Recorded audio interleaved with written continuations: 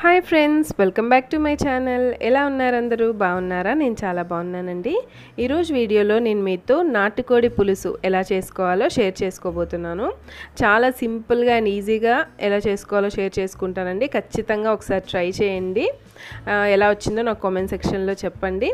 ఇది మనం వడల్లోకి కానీ గారెలు, puri, chapati, bagara rice, white rice దేంట్లోకైనా సర్వ్ చేసుకోవచ్చండి. స్పైసీగా చాలా బాగుంటుంది. అండ్ ఇదే వీడియోలో నేను మీతో నాటుకోడి పులుసుతో పాటు బగారా రైస్ ఎలా చేసుకోవాలో కూడా షేర్ చేసుకుంటాను. వీడియో మొత్తం వాచ్ చేయండి. ఇంకెందుకు ఆలస్యం, ఎలా చేయాలో చూద్దాము. ఫస్ట్ ఇక్కడ 1 kg నాటుకోడి తీసుకున్నానండి. నీట్గా సాల్ట్ వాటర్లో కడిగి పెట్టుకున్నాను. ఇప్పుడు దీన్ని మ్యారినేట్ చేసుకుందాము. ఒక 1/2 స్పూన్ పసుపు వేసుకోవాలి. తర్వాత టేస్ట్కి సరిపడా సాల్ట్. ఇక్కడ ఒక 2 స్పూన్ సాల్ట్ వేసాను. మళ్ళీ మనం తక్కువైతే వేసుకోవచ్చు. తర్వాత కారము 3 స్పూన్లు. నాన్ వెజ్కి కొంచెం కారం ఎక్కువే ఉంటే బాగుంటుందండి. తర్వాత 1 స్పూన్ అల్లం వెల్లుల్లి పేస్ట్ వేసి బాగా కలుపుకోవాలి. ఇది జస్ట్ ఒక అరగంట నానబెట్టుకుంటే సరిపోతుందండి. మనం కర్రీ ప్రాసెస్ అంటే అల్లం వెల్లుల్లి పేస్ట్, మసాలా, ఉల్లిపాయలు అన్నీ కట్ చేసుకునే లోపు నానిపోతుంది. ఇలా ముక్కలకి పట్టేటట్టు బాగా కలుపుకోవాలి. దీన్ని పక్కన పెట్టేసుకుందాము. ఇప్పుడు మసాలా ప్రిపేర్ చేసుకుందాము. స్టవ్ మీద ఒక ప్యాన్ పెట్టుకొని 3 టీ స్పూన్ల ధనియాలు వేసుకోవాలి. తర్వాత ఒక 1/2 స్పూన్ మిరియాలు, దాల్చిన చెక్క 2 ముక్కలు, 3 ఇలాచీ, ఒక 5 లవంగాలు, 1/2 స్పూన్ జీలకర్ర వేసుకొని మీడియం ఫ్లేమ్లో పెట్టుకొని ఫ్రై చేసుకోవాలి. కొంచెం దోరగా ఫ్రై అయిన తర్వాత ఎండు కొబ్బరి ముక్కలు వేసుకోవాలండి. ఇక్కడ నేను పెద్ద సైజు కొబ్బరి చిప్పలో హాఫ్ వేసుకున్నాను. ఎండు కొబ్బరి కూడా కొద్దిగా ఫ్రై అయిన తర్వాత లాస్ట్లో ఇంకా స్టవ్ ఆఫ్ చేస్తామన్నప్పుడు 1 టీ స్పూన్ గసగసాలు వేసుకొని ఫ్రై చేసుకోవాలి. ఇప్పుడు స్టవ్ ఆఫ్ చేసేసి అవి కొంచెం చల్లారాక ఒక మిక్సీ జార్లోకి తీసుకొని పెద్ద సైజు ఉల్లిపాయలో హాఫ్ ఉల్లిపాయ వేసుకోవాలండి. చిన్నదైతే ఒక ఉల్లిపాయ వేసుకొని మెత్తగా పేస్ట్ చేసుకోవాలి. అవసరం అనుకుంటే కొద్దిగా వాటర్ వేసుకుంటూ పేస్ట్ చేసుకోవాలి. తర్వాత స్టవ్ మీద ఒక ప్యాన్ పెట్టుకొని దాంట్లో 5 టేబుల్ స్పూన్ల ఆయిల్ వేసుకోవాలి. ఆయిల్ కొంచెం వేడెక్కిన తర్వాత ఒక పెద్ద ఉల్లిపాయ ఇలా చిన్న ముక్కలుగా కట్ చేసుకొని వేసుకోవాలి. అలాగే ఒక 4 పచ్చిమిరపకాయలు ఇలా పొడుగ్గా చీల్చుకొని వేసుకోవాలి. వేసుకొని కొంచెం ఫ్రై చేసుకోవాలి.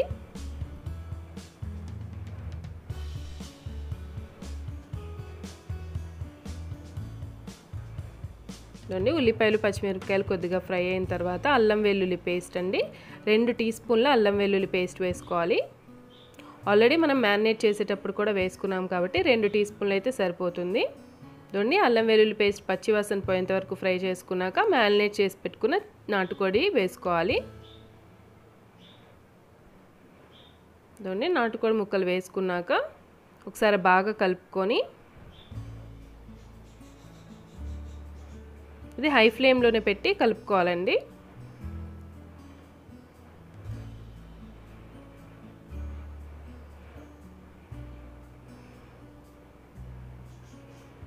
ఇలా కలుపుకున్నాక మూత పెట్టి ఒక 10 నిమిషాలు మగ్గించుకోవాలి.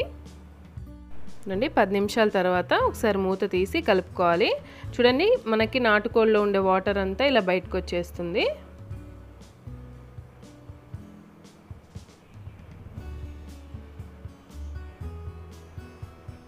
ఇప్పుడు కట్ చేసి పెట్టుకున్న ఒక టొమాటో వేసుకోవాలి. ఒక్కటైతే సరిపోతుందండి. ఒక మీడియం సైజ్ టొమాటో ఇలా కట్ చేసుకొని వేసుకోవాలి. టొమాటో వేసుకున్నాక మళ్ళీ ఒకసారి కలుపుకొని మూత పెట్టి మళ్ళీ ఉడికించుకోవాలి ఒక 10 నిమిషాలు. మనకి నాటుకోడి ఉడకడానికి ఒక ½ an hour to 40 minutes time పడుతుంది. ఒక 10 నిమిషాల తర్వాత మనకి టొమాటో కూడా మెత్తగా ఉడికిపోయింది. చూడండి, ఇప్పుడు ఒకసారి కలుపుకోవాలి.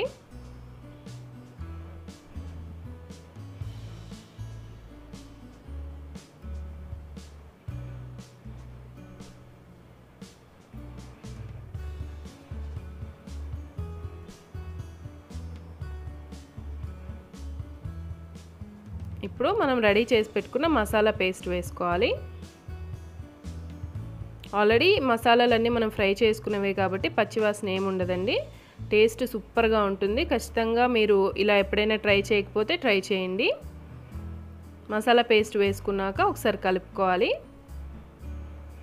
ఇప్పుడే వాటర్ వేయకూడదండి. కలుపుకున్నాక మీడియం ఫ్లేమ్లో పెట్టి మూత పెట్టి ఉడికించుకోవాలి.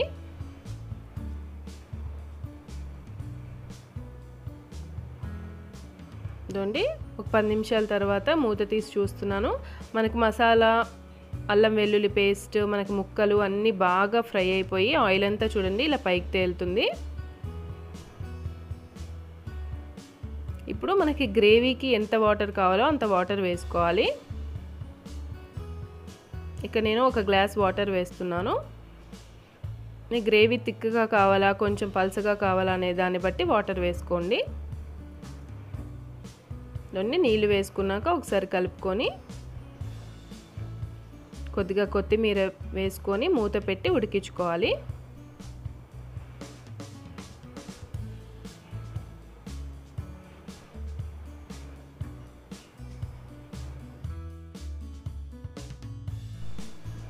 ఐదు నిమిషాలకు ఒకసారి మనం మూత తీసి కలుపుకుంటూ ఉండాలి.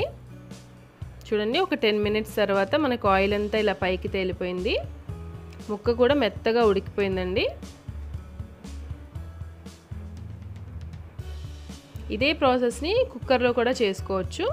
కుక్కర్లో నాటుకోడి కర్రీ ఎలా చేసుకోవాలో అనేది మన ఛానల్లో ఉందండి. ఆ లింక్ నేను డిస్క్రిప్షన్ బాక్స్లో ఇస్తాను, మీకు కావాలంటే చూడండి. చూడండి ముక్క కూడా మెత్తగా ఉడికిపోయింది.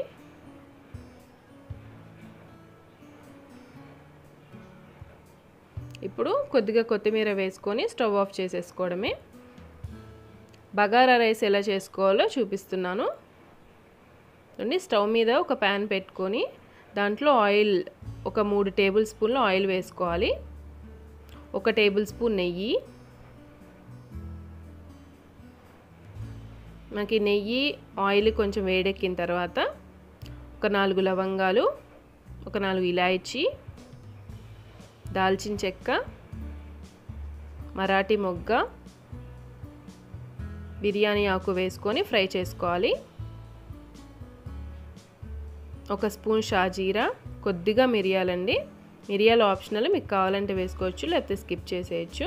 తర్వాత సన్నగా ఇలా పొడుగ్గా కట్ చేసి పెట్టుకున్న ఉల్లిపాయలు, పొడుగ్గా చీల్చి పెట్టుకున్న పచ్చిమిరపకాయలు వేసుకొని ఫ్రై చేసుకోవాలి. ఉల్లిపాయలు పచ్చిమిరపకాయలు ఫ్రై అయిన తర్వాత 2 స్పూన్ల అల్లం వెల్లుల్లి పేస్ట్ వేసుకొని పచ్చివాసన పోయేంత వరకు ఫ్రై చేసుకోవాలి. చూడండి అల్లం వెల్లుల్లి పేస్ట్ ఫ్రై అయిపోయింది. ఇప్పుడు కట్ చేసి పెట్టుకున్న టొమాటో. ఈ టొమాటో కూడా ఆప్షనల్ అండి, కొంతమంది వేస్తారు కొంతమంది వేయరు. టొమాటో వేసినా కూడా జస్ట్ 1 టొమాటో వేయండి సరిపోతుంది. ఎక్కువ వేస్తే మళ్ళీ టేస్ట్ మారిపోతుంది. తర్వాత మొత్తం రైస్కి సరిపడా సాల్ట్ ఇక్కడే వేసేస్తున్నాను. ఇప్పుడు సన్నగా కట్ చేసి పెట్టుకున్న కొత్తిమీర, పుదీనా వేసుకోవాలి. ఆయిల్లోనే వేసుకోవాలండి కొత్తిమీర, పుదీనా అనేది. ఇప్పుడు మూత పెట్టి మనకి ఆ టొమాటోలు, కొత్తిమీర, పుదీనా అన్నీ బాగా మగ్గించుకోవాలి. చూడండి అన్నీ బాగా మగ్గిపోయాయి. ఇప్పుడు వాటర్ వేసుకోవాలి. ఇక్కడ నేను 2.5 గ్లాస్ రైస్ తీసుకున్నాను కాబట్టి 5 గ్లాసెస్ వాటర్ వేస్తున్నాను. రైస్ మనం ముందే కడిగి ఒక అరగంట పాటు నానబెట్టి పెట్టుకోవాలి.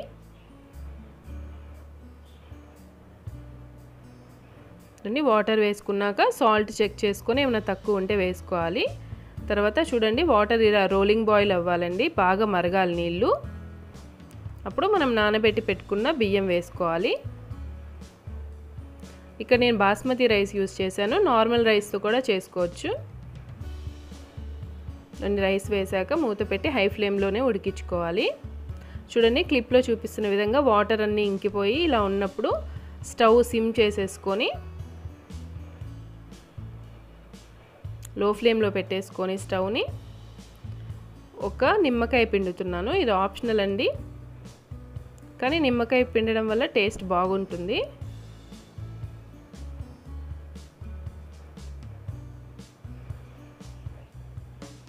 తర్వాత కొద్దిగా కట్ చేసి పెట్టుకున్న కొత్తిమీర, పుదీనా వేసుకోవాలి. కొద్దిగా నెయ్యి వేసుకొని మూత పెట్టేసి లో ఫ్లేమ్లో ఒక 5 మినిట్స్ కుక్ చేసుకుంటే సరిపోతుంది. చూడండి 5 నిమిషాల తర్వాత స్టవ్ ఆఫ్ చేసి ఒక 10 నిమిషాలు రెస్టింగ్ టైం ఇచ్చాక సర్వ్ చేసుకోవాలండి బగారా రైస్. చూడండి మన యమ్మీ బగారా రైస్ కూడా రెడీ అయిపోయింది. చూడండి సర్వ్ చేస్తున్నాను.